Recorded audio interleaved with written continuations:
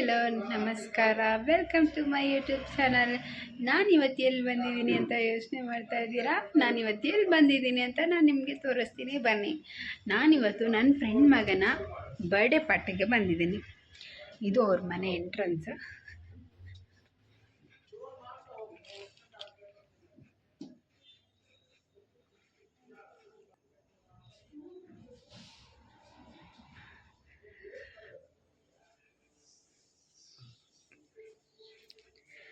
ಇದು ನನ್ನ ಫ್ರೆಂಡಿನ ಅತ್ತೆ. Hi my.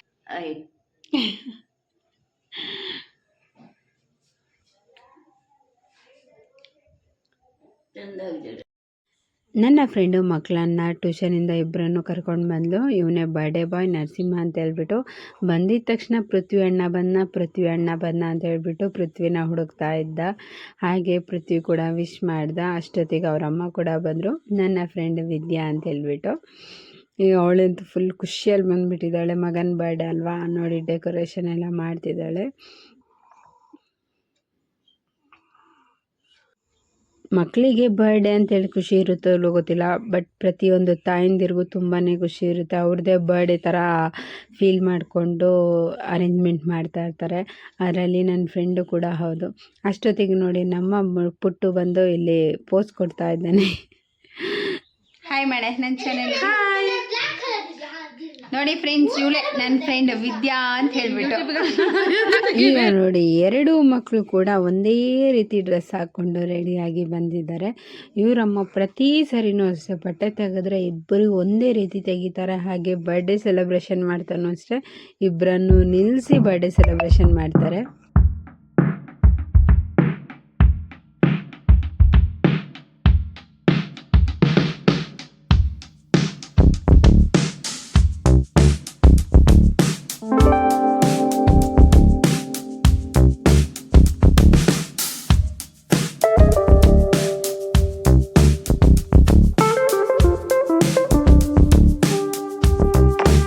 ಇದು ನೋಡಿ ಅವರ ಕ್ಯೂಟ್ ಆ್ಯಂಡ್ ಸ್ವೀಟ್ ಫ್ಯಾಮ್ಲಿ.